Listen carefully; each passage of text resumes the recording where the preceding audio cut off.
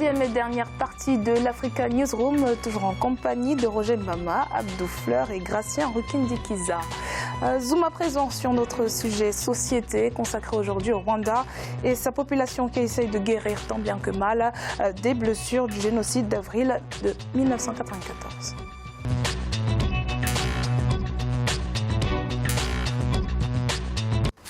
25 ans après le génocide, le Rwanda pense les plaies du traumatisme. Selon une récente étude, entre 25 et 37% des Rwandais souffrent de troubles psychologiques. La dépression et le stress post-traumatique viennent en tête des problèmes mentaux auxquels font face les Rwandais. Reportage de notre correspondant Fatanda Kiaisenga. Selon une étude réalisée par le ministère rwandais de la Santé avec l'association rwandaise des psychologues, entre 25 et 37% des Rwandais souffrent d'une maladie mentale. 25 ans après le génocide, l'état psychologique des victimes semble s'améliorer selon les spécialistes, même si le nombre reste relativement élevé, surtout parmi les rescapés du génocide. La réalité empirique, que ce soit clinique, mais également les recherches qui sont faites au Rwanda, montre que les cas de trauma sont encore très importants. En termes de chiffres, on va voir que la population générale, au moins 3% de la population présente des signes visibles du trauma comparé à la population des survivants. De toutes les maladies mentales, la dépression vient en tête avec 11,9% et le stress post-traumatique qui prend 11,5% des Rwandais qui ont participé à l'enquête. Tout cela en plus des troubles liés au changement des conditions de vie. Le développement, la technologie, la pression sociale, l'économie qui se développe rapidement, c'est autant de mouvements qu'on observe dans d'autres pays dits développés sans même avoir vécu les génocides.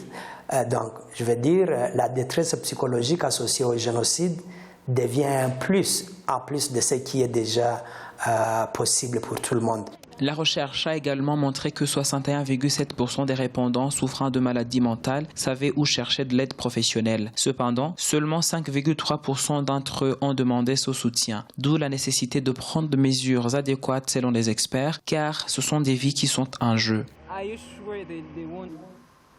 Alors, déjà un commentaire sur ces chiffres, entre 25 et 37%. Qu'en pensez-vous, Gracien?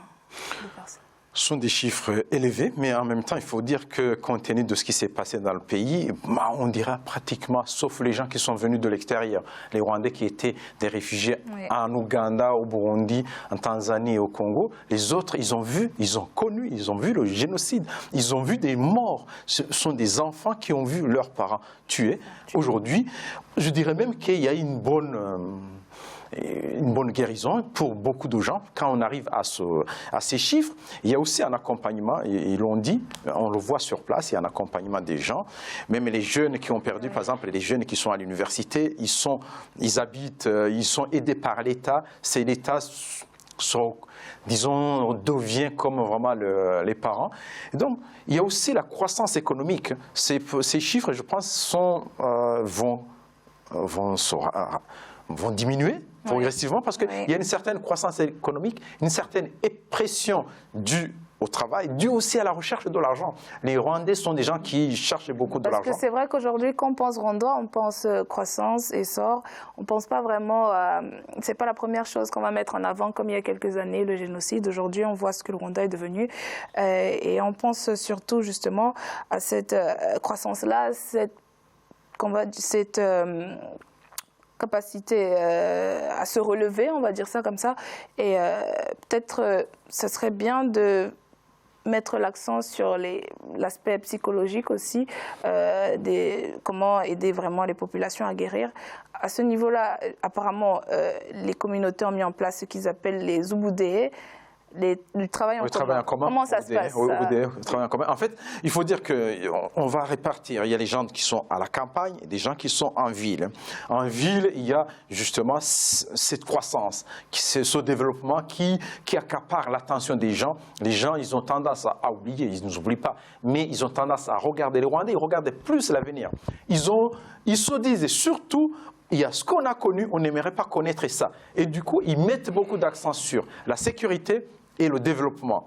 Et il y a d'autres gens aussi, les gens qui sont à la campagne, que l'État n'a pas oublié, qui sont aussi pris dans le développement. Il y a un développement rural qui est très développé et les gens essaient de se rassembler, travaillent ensemble, et, comme vous l'avez dit, Udere, qui signifie donc le travail en commun dans Kinyarwanda. Et puis aussi, ce sont des gens qui se retrouvent tous les samedis, tout le monde, que ce soit en ville ou à la campagne, pour travailler ensemble au niveau communautaire. Et à la fin des travaux, ils se réunissent et ils discutent sur les sujets de développement du pays, les sujets de sécurité, les sujets sociaux, ce qui fait que ça permet, les gens se retrouvent ensemble et en même temps ils arrivent à transcender. On trouve des Hutus, des Tutsis qui sont ensemble, et d'ailleurs au Rwanda on ne parle pas de Hutus ou Tutsis, ce qui fait que les gens, ils ont oublié ce qui s'est passé par rapport aux gens, mais ils n'ont pas oublié le génocide. Et on trouve facilement des gens, des femmes qui ont perdu leur mari et qui sont remariées avec des Hutus. Justement, vous avez parlé de cette capacité de s'entraider là, mais dans le reportage, on parle quand même de 5,3% seulement de Rwandais qui demandent de l'aide, qui sont concernés par ces maux et qui demandent de l'aide. Comment est-ce qu'on peut les encourager à se faire suivre, Roger? Comment vous pensez que l'État peut appuyer cette guérison-là? Vous allez m'excuser parce que moi je suis un peu gêné par ce sujet parce que d'abord je compatis sur le malheur des populations rwandaises, mais étant d'origine congolaise, je pense que nous connaissons ce type de problèmes, de traumatismes et des guerres, des traumatismes et des conflits, et l'impact psychologique est important. Et donc voilà, moi je viens pas faire le syndrome de Stockholm ici, voilà. Donc je suis très mal placé pour m'entretenir de cette situation du Rwanda, parce que les indices qui sont en notre position aujourd'hui montrent que la situation d'insécurité qui est à l'est de la République démocratique du Congo a certainement un lien avec le régime en place au Rwanda. Donc il y a entre 6 à 10 millions de morts aujourd'hui. Il n'y a qu'à suivre le discours du prix Nobel de la paix, le docteur Denis Mukwege. Et donc on aura le temps de parler entre les Congolais et les Rwandais quand la paix sera revenue et quand le Rwanda aura fait un amende honorable.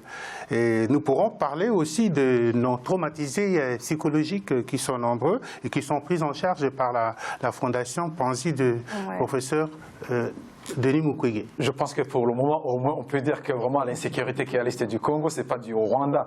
Les ADL, les gens qui attaquent à partir de l'Ouganda, on sait bien, les Bénis, ce ne sont pas des Rwandais. Si vous voulez dire les Rwandais, donc on n'a pas, à mon avis, vous n'avez pas attrapé, il n'y a pas les Congolais qui ont attrapé des militaires rwandais en Congo. Donc il y a le passé, mais aujourd'hui, on peut dire vraiment qu'il n'y a pas de conflit. Les groupes armés sont quand même des anciens. En tout cas, on va recentrer le débat sur le Rwanda, monsieur. Voilà. Et je pense qu'en plus de l'effort que le gouvernement est en train de faire, les ONG et les associations aussi ont un grand rôle à jouer. Ils le jouent d'ailleurs, donc en allant voir les gens, les écouter, mais surtout, comme le programme dont vous avez fait allusion tout à l'heure, les ONG, les associations le font aussi. Et c'est au-delà du réconfort, de l'écoute, essayer de les regrouper et essayer de créer des activités génératrices de revenus.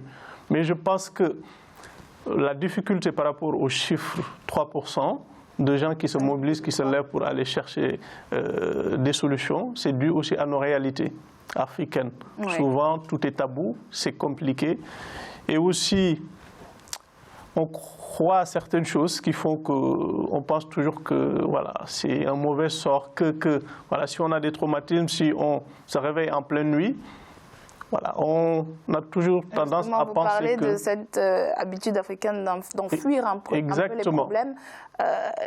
La commémoration du génocide qui a eu lieu au mois d'avril au Rwanda, ce serait quand même, c'est un moment pour les Rwandais justement de s'épancher, de parler de ce traumatisme-là. Est-ce qu'il faudrait favoriser plus ce type d'événement-là justement pour aider la population à guérir plus? À titre d'exemple, un témoignage d'une ONG qui disait que pour avoir une femme, pour l'aider, ils ont mis 1 an à négocier avec elle parce qu'elle a peur de tout. Et la vérité aussi, il y en a qui ont vécu quand même des traumatismes tellement profonds que c'est très, très, très, très difficile. Voilà, c'est vraiment atroce ce qui s'est passé, donc ça peut se comprendre. Mais ce qui nous rassure, c'est vraiment cette capacité du Rwanda, comme vous l'avez dit tout à l'heure, à se relever et surtout la vision de leur président, ici le pays du point de vue surtout économique. Je pense que les prochaines années aussi permettront le développement économique, mais aussi le développement des infrastructures, surtout au niveau médical. Donc voilà. Cet essor économique-là, si il a le vent en poupe, pourra aider le Rwanda tout à fait. À régler, on va dire, tous ces maux, ou presque. Pas régler tous ces maux, mais en tout cas une partie. On guérit vraiment de ce type de traumatisme. Mais en même temps, il faudrait trouver comment ne pas déstabiliser l'Est de la RDC et piller les richesses naturelles. Mais ce n'est pas ce que les Rwandais essayent de faire, monsieur. Beaucoup de problèmes à nos populations, c'est vrai, c'est sérieux. Je ne pense pas. Et peut-être que le moment sujet, c'est un autre sujet. Exactement, c'est un autre sujet qui méritera un débat. Apporter des réponses. Des réponses qui sont... La question, c'est... Alors, selon vous, il y a eu d'autres peuples, d'autres nations qui ont subi ce genre de traumatisme. Qu'est-ce que le Rwanda pourrait, par exemple, apprendre du peuple de l'Allemagne, par exemple, à l'époque nazie, comment ils se sont relevés, ou justement l'oppression des Juifs? Qu'est-ce que vous pensez que le Rwanda peut apprendre de ce peuple-là aujourd'hui? Ils ont l'air d'aller mieux, on va dire ça. Mais je pense que c'est très différent. C'est très différent de ce qui s'est passé en Allemagne par rapport aux Juifs et de ce qui s'est passé au Rwanda, parce qu'en Allemagne, oui, il y avait les Juifs qui n'étaient pas assez nombreux. Et puis il y avait il y a eu la Deuxième Guerre mondiale, on sait bien, il y avait pas seulement les Juifs de l'Allemagne, les Juifs qu'on ramenait de la France et des autres pays, alors qu'au Rwanda, c'était un système interne qui s'est passé, ce qui s'est passé dans ce pays. Et puis, je dirais même qu'à un certain moment, il n'y a même pas... Ce n'est pas vraiment la même chose. Mais on peut dire qu'il y a des échanges d'expériences plus entre le Rwanda et Israël, les Israéliens, il y a beaucoup de contacts, beaucoup de relations, et beaucoup de relations, je pense, avec la communauté mondiale juive, donc avec les Rwandais. Et puis, je pense qu'à un certain moment, les Rwandais, ils ne sont pas dans la recherche beaucoup d'expérience de ce qui s'est passé ailleurs pour avancer. Ils sont plus dans l'effet d'éviter pour que ça se répète, dans l'esprit aussi d'avoir la sécurité, sécuriser les gens, pour que les gens qui ont participé au génocide se sentent intégrés dans le développement actuel. Il y a des gens qui rentrent, à qui on donne des maisons, à qui on donne des postes, pour qu'ils se retrouvent intégrés. Il y a eu déjà les jugements et les gachacha au niveau de la population. Les gachacha, comment ça se passe? Ça a été mis en place le 10 mars 2005. Jusqu'ici, est-ce que c'est terminé? Ils ont jugé pratiquement tout le monde. Les gens, ils ont dénoncé. Et puis les gens, ils ont accepté. Ils ont dit, voilà, j'ai fait ça, j'ai tué le père de terre. Je vais vous montrer où je l'ai enterré. Et ils ont demandé pardon à la famille. Il y a beaucoup de gens qui ont dit « Ok, on comprend, on pardonne parce qu'on sait bien que c'est tout le système, l'engrenage. » Il faut dire que ce qui s'est passé avec le génocide, c'est qu'il y a des gens, des extrémistes qui commencent à tuer et qui obligent les autres aussi à tuer. Si vous ne tuez pas, on vous tue. En effet, il y a des Donc, il y a un suivi. Fait massacrer dans cette tragédie. Donc, ce qui fait que vraiment, les Rwandais, ils commencent, quand on y va, on discute avec les gens, que ce soit avec les Hutus, les Tutsis, il y a une certaine évolution par rapport à ce qui s'est passé. Ils n'oublient pas, mais il y a une certaine évolution aussi de vivre ensemble, de vivre ce développement ensemble. Monsieur, je pense que ça prendra quand même beaucoup d'années parce que c'était très profond. Et je lisais un texte où il faisait mention de cadavres qu'on découvrait assez régulièrement quand on cultivait le sol ou on réalisait des ouvrages. Donc, tout ça aussi, voilà, réveille les souvenirs. Donc je pense que ça va prendre quand même encore beaucoup de temps. Mais je pense que le Rwanda s'en sort très bien par rapport à ce qu'on voit actuellement.